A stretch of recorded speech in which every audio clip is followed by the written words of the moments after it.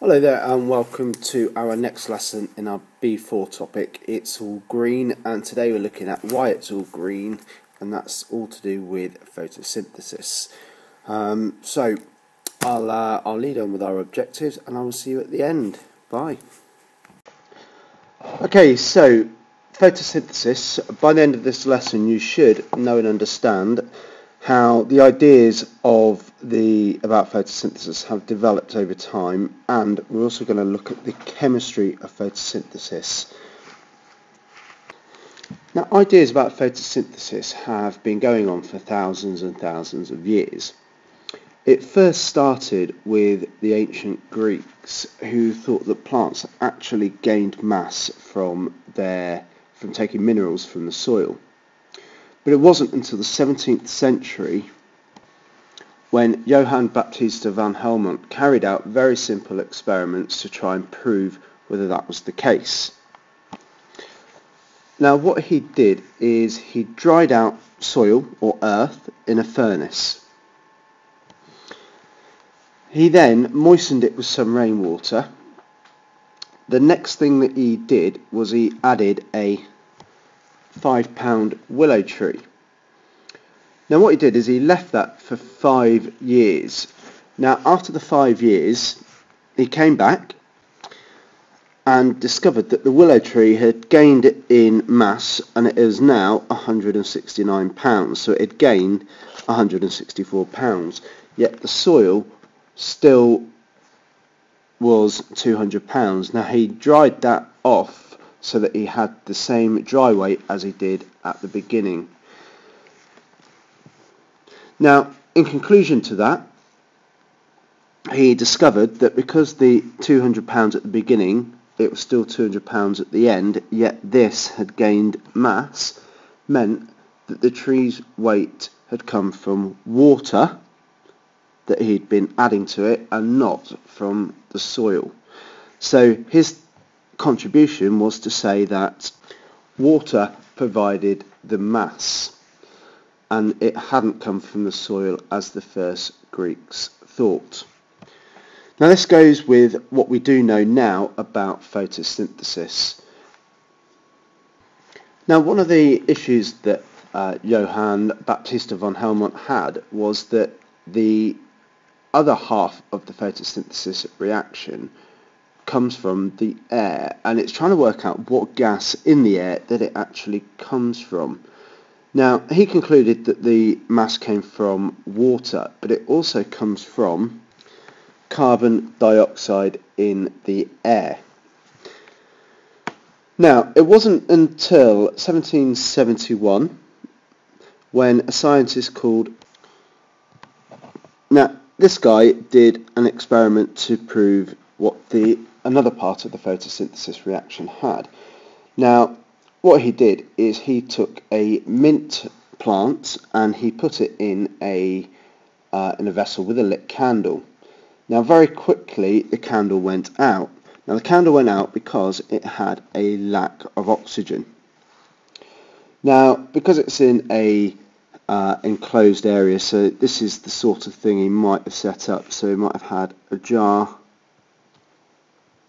with a candle and then a lovely mint plant with some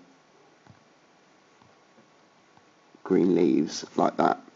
Now after 27 days, when the candle was out, he took a concave mirror and he had light from the sun, and that light shone in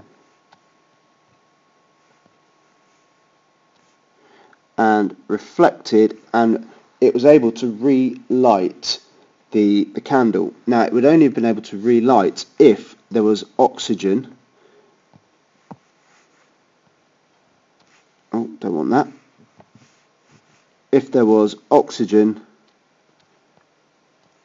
in the tank, and that he concluded from that oxygen must have been produced by the plant in that photosynthesis reaction. Now the word photosynthesis here can actually be split up into two parts.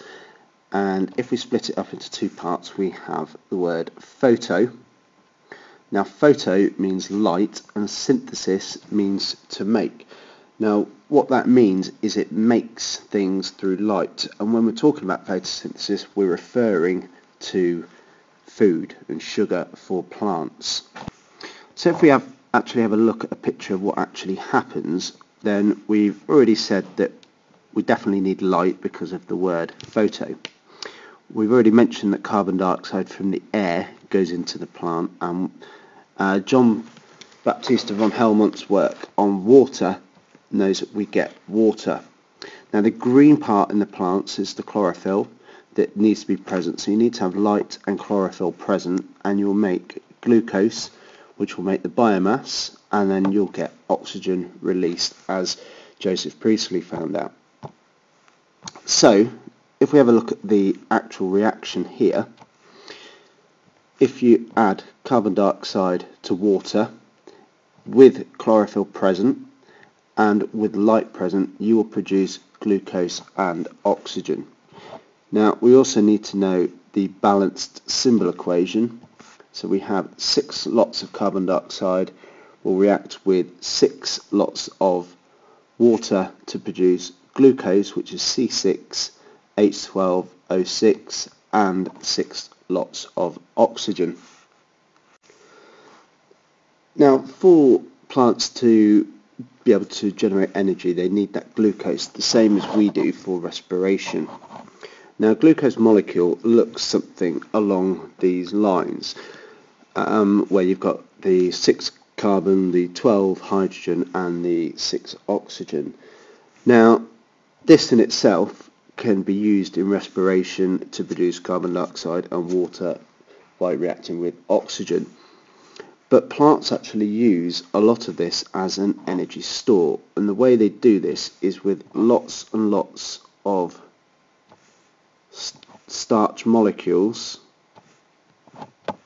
glucose molecules forming together to make a molecule of starch. So here we have lots and lots of glucose units joined together to make starch. Now the starch molecules can be broken down for energy through respiration, and they can go back to being the glucose. Now one of the bigger energy stores that they have in plants is cellulose, which is used to make up cell walls. Now it's a very similar structure to starch, where we have the long chains of glucose molecules all together. However, we have multiple chains of these glucose molecules, and these can actually be joined together. So these will have interlinks between them that hold these plus other chains together, which makes cellulose very, very strong and ideal to give structure to the plant. Now proteins are formed from amino acids. Now if we take our glucose molecule, now this can react with chemicals from the soil, which include nitrates. Now these nitrates will go on to form different types of amino acid. Now these amino acids can actually then join together to make proteins. So these all join together to make chains of protein. Now these can be lots and lots of amino acids to make various different proteins. Now the final thing that the glucose can do is it can make a store of fats and lipids. Now how this works is the glucose molecule, which is soluble, actually makes a fat or a fat or lipid molecule, which is insoluble. Now what gives us an advantage is that when the rate of photosynthesis is affected, it relies on this concentration of glucose. Now because this is insoluble, and it becomes a solid, this, okay, the concentration decreases, so the plant knows it needs to make more glucose. So an increase in, or the decrease in concentration because it's been made into fat, means that photosynthesis rate will increase. Now the actual chemistry of photosynthesis is a little bit more complex. It's what we call a multi-stage reaction. Now what actually happens is the water breaks down to make oxygen and the hydrogen ions. Now this is the oxygen that is released. So all the oxygen from the input to the output of photosynthesis, all of it comes from the water and none of it from the carbon dioxide. Now the next stage, the carbon dioxide then reacts with the hydrogen ions, and that produces glucose, and that is gone on to do the other reactions in the plants, and making the proteins, making the fats, making the starch and cellulose. Okay, so that concludes our lesson on photosynthesis, where we have looked at what photosynthesis is. It's the using of light to make food. We've looked at the reactions that happen after photosynthesis, so the production of starch, the production of cellulose, which are both chains of starch molecules. We've looked at the development of amino acids that can then make proteins by reacting starch with nitrates. And then we've looked at the production of fats and lipids from starch as well, from glucose.